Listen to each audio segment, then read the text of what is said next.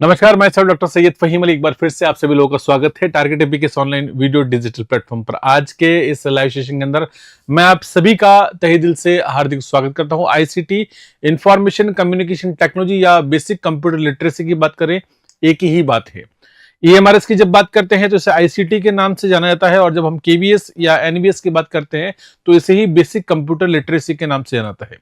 और केवीएस में देखेंगे तो आपको यहाँ पर 20 क्वेश्चन एग्जाम के अंदर देखने को मिलेंगे। टीयर 1 की मैं आपसे बात करूं जहां पर हर क्वेश्चन 3 नंबर का यानी कि 60 नंबर, और यहां पर अगर आप ईएमआरएस में देखेंगे तो 15 क्वेश्चन और हर क्वेश्चन आपको 1 नंबर का आपको देखने को मिलेगा।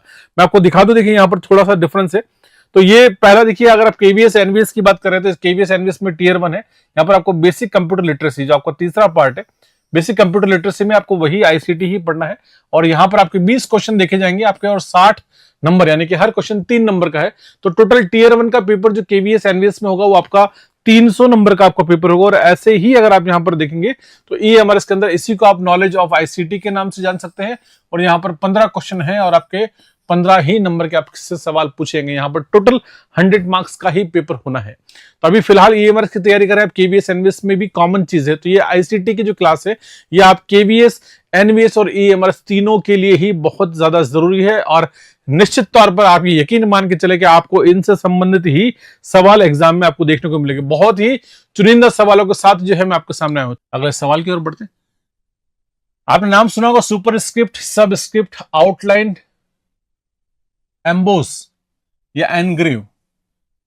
ये सारे की सारी चीजें होती हैं। आप सुपर स्क्रिप्ट सब स्क्रिप्ट में देखिए कोई चीज आपने लिखी है ना, तो मैंने आपको लिखा, जैसे यहाँ पर आप लिखते हैं ना, आपने लिखा H2O, ये 2 नीचे आ गया। आपने लिखा x², ये ऊपर चला गया। ठीक है। आउटलाइन अगर आपने लिखा तो यहाँ पर वो आपको खाली ऐसे ऐसे बताया, जैसे आपने x लिखा था आपको ऐसा, वो x ऐसे दिखाता है। ठीक है, या सिर्फ x ऐसे लिखा, ये आउटलाइन। ठीक है। एम्बोस और एनग्रेव में यहाँ पर बना के नहीं दिखा सकता, कागज के ऊपर 3D इफेक्ट, मतलब कागज के ऊपर लिखा हुआ है ऐसे दिखता है तो वो आपका एम्बोस है, और कागज के अंदर है तो एनग्रेव है, ऐसा लाइक वो ऐसा इफेक्ट आता है उसके अंदर। ठीक है ना। ये सारी चीजें होती। अगर नीचे आ गया तो ये क्या कहलाएगा, यहाँ पर सब, और ऊपर चला गया 2, दैट इज नॉट सुपर। तो ये ऐसी चीजें हम लोग कर सकते हैं और करते भी हैं।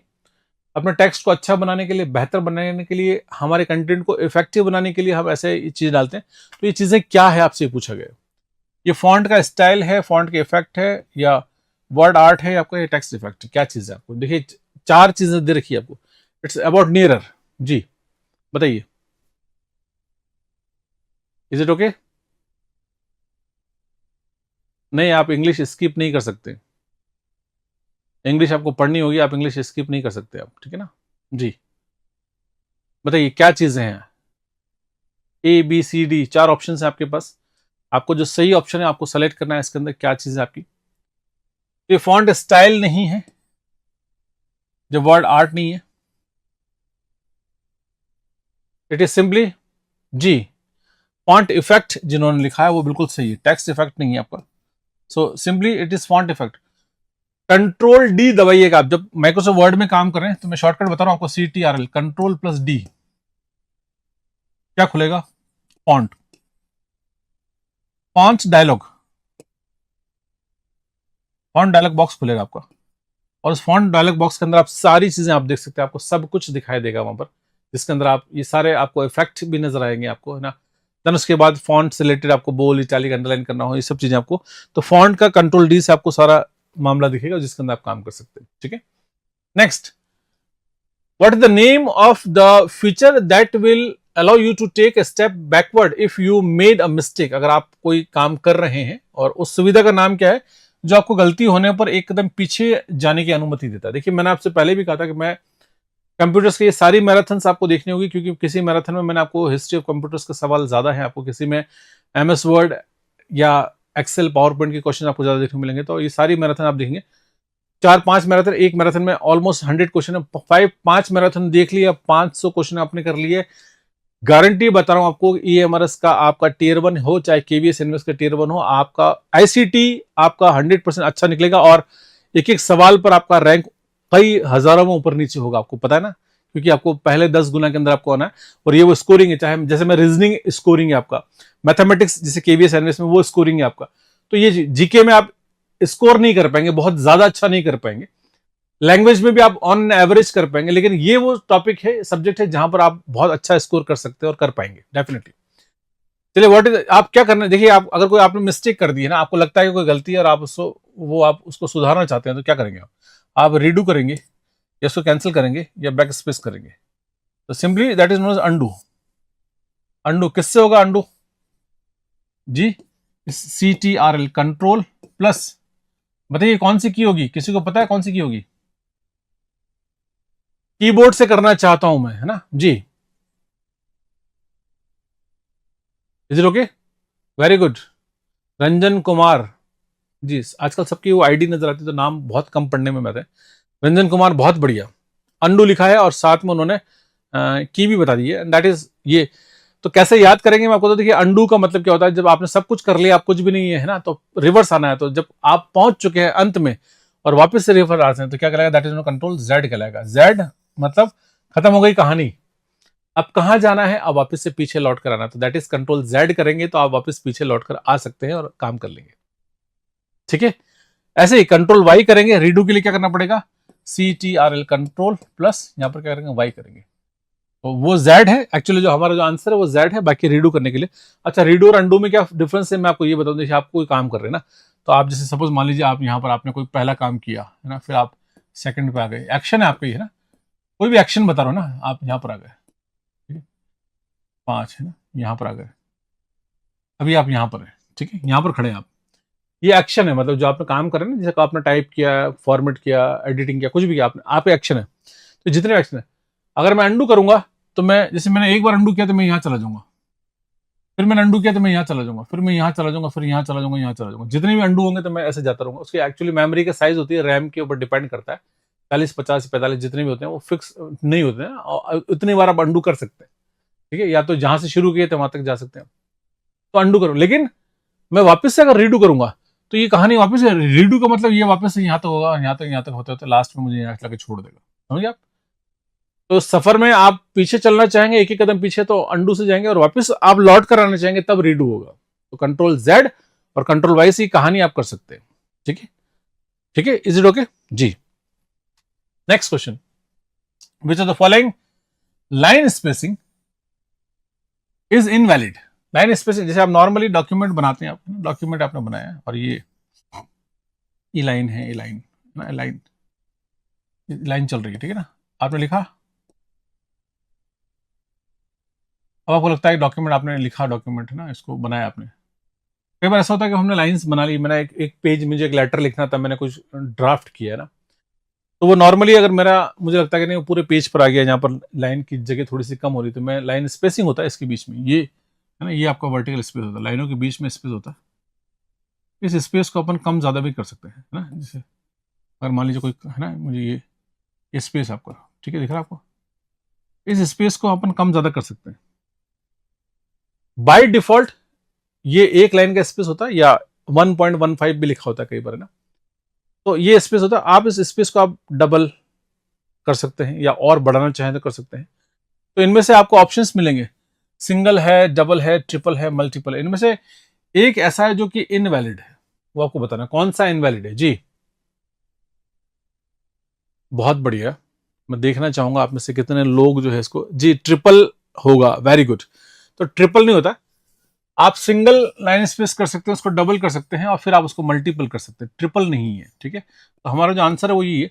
और जिन लोगों ने देखो इतनी गहराई से आपने माइक्रोसॉफ्ट वर्ड पढ़ा है तो आपको बेटर, क्योंकि मैंने कोई भी टॉपिक मैंने छोड़ा नहीं, मैं जितना भी गहराई से हो सकता है मैंने सारी चीजें यहाँ पर लिखी है आपके लिए, ठीक है ना।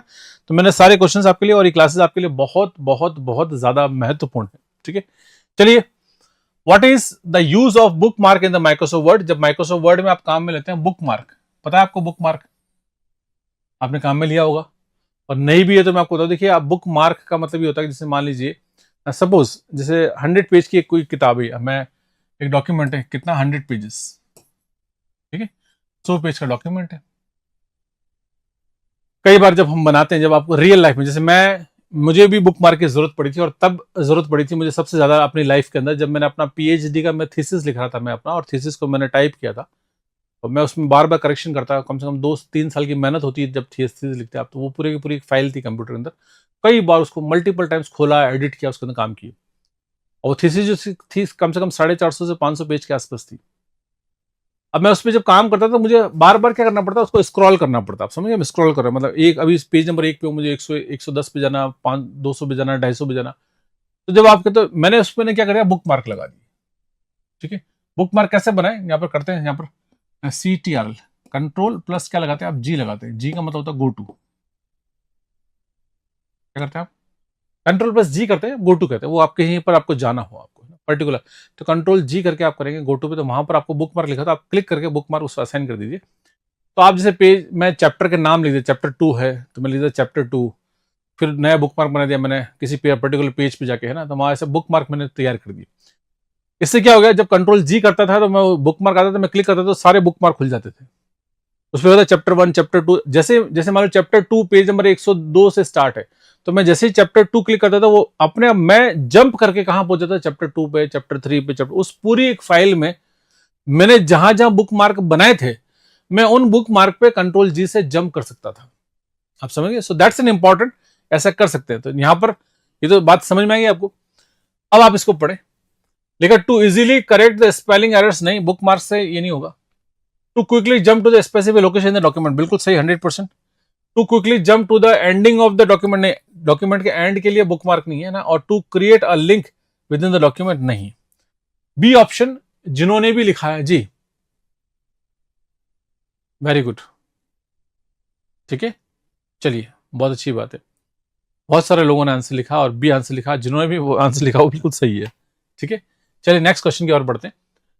लिखा बॉर्डर्स कैन बी अप्लाइड, अगर आप बॉर्डर्स लगाना चाहते हैं तो डॉक्यूमेंट के अंदर हम उसको अच्छा बनाने के लिए हम लगा सकते हैं।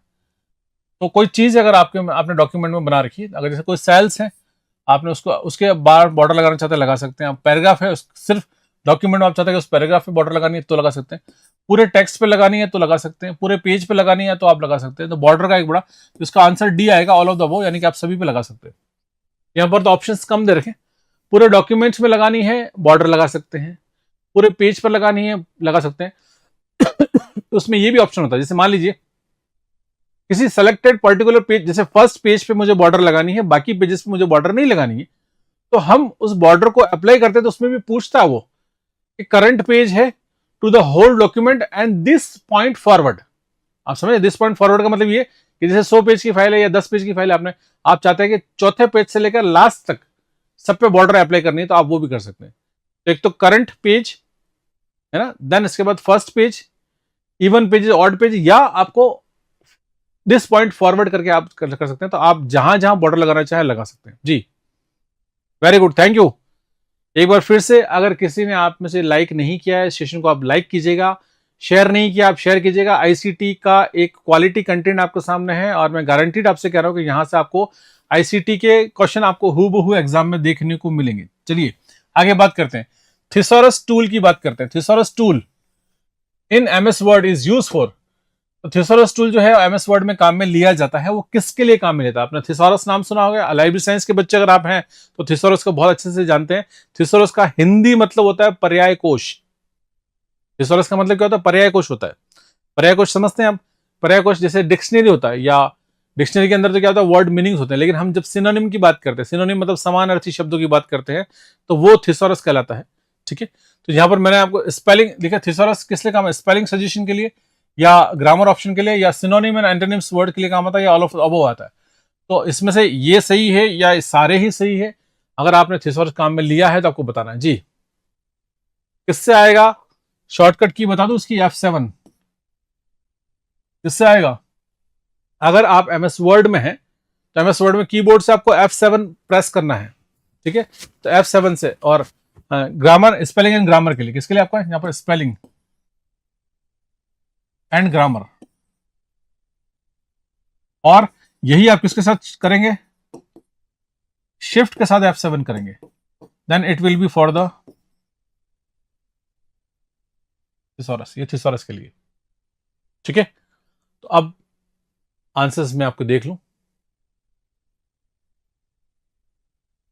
बिल्कुल जी, antonyms and synonyms, antonyms and मतलब विलोम शब्द और समानार्थी शब्दों के लिए जो है थिसॉरस काम में लिया जाता है। सिर्फ ये माइक्रोसॉफ्ट वर्ड का बहुत इंपॉर्टेंट फीचर है ये, है ना, ये माइक्रोसॉफ्ट वर्ड में ही काम करता है, ये एक्सेल के अंदर काम नहीं करता है आपका, ठीक है ना। आप देख सकते हैं यहाँ पर।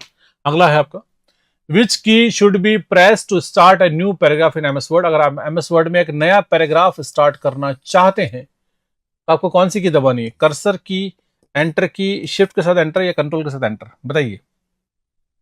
वही लोग बता पाएंगे जो अमूमन या आम तौर पर जो है माइक्रोसॉफ्ट वर्ड में काम करते हैं, या जिनको करने का एक्सपीरियंस है, वो बेहतर तरीके से बता पाएंगे।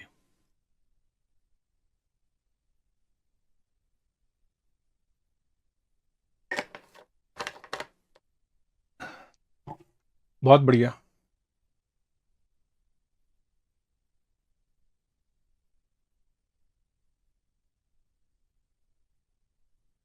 हाँ जी, very good, excellent. So it is simply, देखिए माइक्रोसॉफ्ट वर्ड में if you start new paragraph then you have to use the enter key. आपको एंटर की प्रेस करनी है। एंटर की कहानी मैं आपको पहले ही बता चुका हूं। माइक्रोसॉफ्ट वर्ड में एंटर तभी प्रेस करना होता है जब आप एक नया पैराग्राफ स्टार्ट करना चाहते हैं, अन्यथा आपको जरूरत नहीं है, ठीक है, क्योंकि ये डॉक्यूमेंट है आपका, और आप यहाँ पर डॉक्यूमेंट में कोई चीज आप लिखते हैं, जैसे आप चल रहे हैं ना, आपको पता है कर्सर जब चलता चलता है, जहाँ से आप लेफ्ट से स्टार्ट करते हैं, ये लेफ्ट साइड है आपकी, ये राइट साइड है, आप लिखते लिखते हैं आपको यहाँ पर, यहाँ लाइन खत्म हो जाएगी तो अपने आप कर्सर नेक्स्ट लाइन में आता है। अच्छा, इस फीचर को क्या कहते हैं आपको पता है? कि जब आप टाइप कर रहे हैं तो कर्सर ऑटोमेटिकली वो नेक्स्ट लाइन में आता है। माइक्रोसॉफ्ट वर्ड के अंदर जब ऐसा करते हैं, या आम तौर पे अमूमन हम कंप्यूटर में जब ऐसा करते हैं, जब हम टाइप करते हैं तो कर्सर ऑटोमेटिकली लाइन समाप्त होने के बाद अगली लाइन में आ जाता है अपने आप। इस फीचर को मैं देखना चाहूंगा आप में से कौन है जो इस फीचर का नाम बता सकता है मुझे, कि उस फीचर को क्या कहते हैं जी। बताइए सर। सर बीएससी में कंप्यूटर एप्लीकेशन हो तो केवीएस एनवीएस में कंप्यूटर का अप्लाई कर सकते हैं। लक्ष्मी मैडम की क्लास होगी तो पूछ लेना यार उनसे ना, क्योंकि कंप्यूटर साइंस वो पढ़ाती हैं, आपको बता देगी ना कि आपने, क्योंकि वैसे तो आप एप्लीकेशन आप जाएंगे वहाँ पर, आप नोटिफिकेशन पढ़ लीजिएगा, है ना, कि बीएससी में आप टीजीटी कंप्यूटर के लिए अप्लाई कर सकते हैं। आपको देखना होगा यार, है ना, मुझे फीचर्स आप पढ़ लीजिएगा उसके अंदर। मैं हाँ कह दूँ आप फॉर्म भर देंगे, गलत हो जाएगा। मैंने मैंने मेरे काम की चीज़ पढ़ रखी, उन्होंने उनके काम की। आप लक्ष्मी मैडम की क्लास जब होगी आप उनसे पूछेंगे, वो बता देंगे आपको क्या। और नहीं तो भी आप वो ऑप्शंस दे रखे हैं, नोटिफिकेशन को ध्यान से पढ़ेंगे। एलिजिबिलिटी के अंदर साफ तौर पे लिखा है कि क्या क्या चीज़ें चाहिए आपको, ठीक है ना जी। Very good. ज्योति सेनगर ने लिखा है जी। जी इसको वर्ड रैप जी, बिल्कुल बिल्कुल बिल्कुल। इसको WORD, word WRAP, word rap कहते हैं इसको, ठीक है। तो ये फीचर है ना। इस वर्ड रैप फीचर के जरिए क्या होता है, वो ऑटोमेटिकली क्या करेगा, वो नेक्स्ट लाइन में शिफ्ट कर देगा, ठीक है।